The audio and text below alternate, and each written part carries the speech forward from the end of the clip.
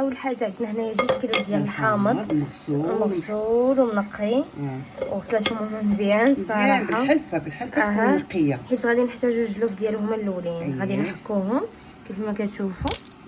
مازال الحامض هذا ماشي البلدي، غديروا الرومي. الرومي فيه واحد النكهه زوينه، وما البلدي واخا زوين فيه المروريه ديالته ما كتصلحش العصير. المهم غادي نبداو نحكو في الحامض. هاد الكميه كامله غادي نحكو هاد الحامض. كميه كامله هذه غادي نحكوها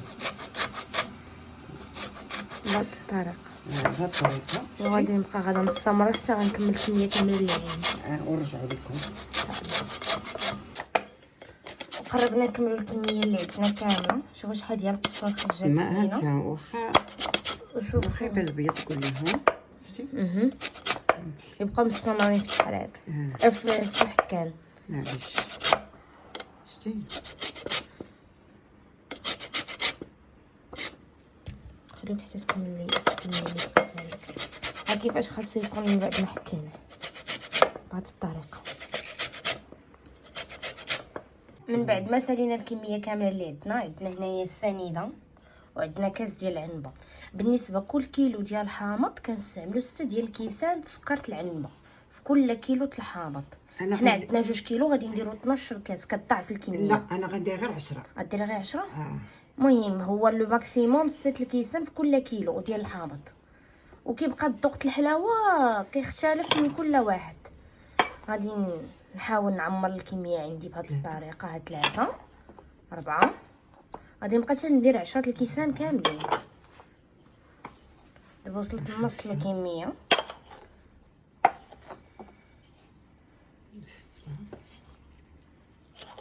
بهذه الطريقه غنبقى مستمره.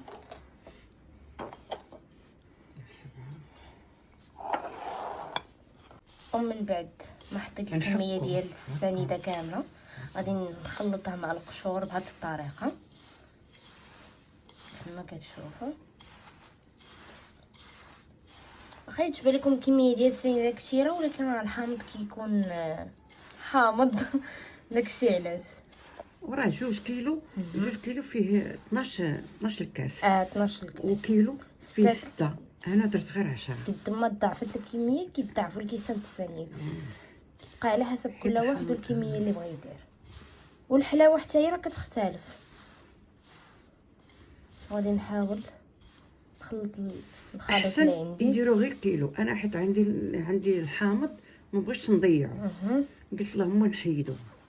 وصراحه هاد العواصر غيفيدوا بزاف الناس في فتره رمضان اللي قرب ان شاء الله. من عشاق العواصر حيت كاين اللي كيبغي يفطر غير بالعواصر، وانا متاكده هاد العصير غيعجبكم. هذا غنخليه تما. ودابا غادي نمشي نكمل عصير الحامض اللي بقى عندي. ودابا هاد المرحله غادي نبداو في عصير الحامض. الكميه كامله اللي حكينا غادي نعصروها كامل بهذه الطريقه. ممكن تستعملوش العصاره الاوتوماتيك، نحن متوفرش عندنا ودرنا العصاره اليدويه. وغادي نبقى هكا مستمره حتى غنكمل داك 2 كيلو كامل اللي عندي. وما غادي نضيفش ليه الماء، غادي يبقى غير حامض بوحدو. نعصرو حامض كامل بلا اضافه ديال اي نقطه ديال الماء. وغادي نبقى مستمره بهذه الطريقه نعصر حتى نوريكم الكميه اللي خرجت ليا كامل. وانا حاولت ما نطولش عليكم في الفيديو، عطيتكم الاساسيات والحوايج المهمين والخطوات اللي تقدروا تتبعوا باش تنجح لكم هذا العصير، باش ما تملوش من الفيديو ويجيكم خفيف ظريف. وبقاو معايا حتى تشوفوا. شوفوا الكميه ديال 2 كيلو الحامض شحال عطاتني في قرعه، ما كملتش ليا حتى القرعه. دابا غادي نخلطوا كلشي بهذه الطريقه ونبدا نحرك، نخلط ونحرك حتى هذه سهله وزوينه. كلشي خطير خطير خطير خطير خطير خطير بزاف. والناس زعما العشاق الحامض ولا الناس اللي كيعجبوهم الحامض، انا متاكده 100% هاد العصير ماشي غادي غير يعجبكم، غيولي من افضل العواصر عندكم، خصوصا في شهر رمضان المبارك. حتى الليمون يديروا بحال هكا بنفس الطريقه يديروا. وغادي نبداو نحرك. وغادي نخليه غيبات ليله كامله، غنغطيه بسلوفان حتى يذوب ليا داك السكر ويتخلط مع العصير. كيف ما كتشوف هو فيه شويه الخدمه ولكن شي حاجه خطيره ورائعه. مزيان حسن. وغادي نغطيه بسلوفان وموعدنا غدا ان شاء الله باش نكملوا العصير الحامض ديالنا. ودابا بدينا كنصفيو في الحامض ولا العصير. شوفوا ليا كي جا ماما خاطر هانتي شتي حسين خاطر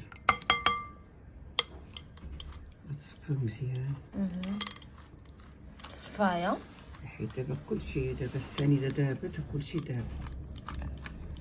جا بحال سيرو ديال الحامض بحال هكاك كيصفيو تقدري كاع مزيان. تستعملي في النكهه ديال الواد ديال الحامض فين كانت شي حاجه. ايه ضروري ما ديري السكر.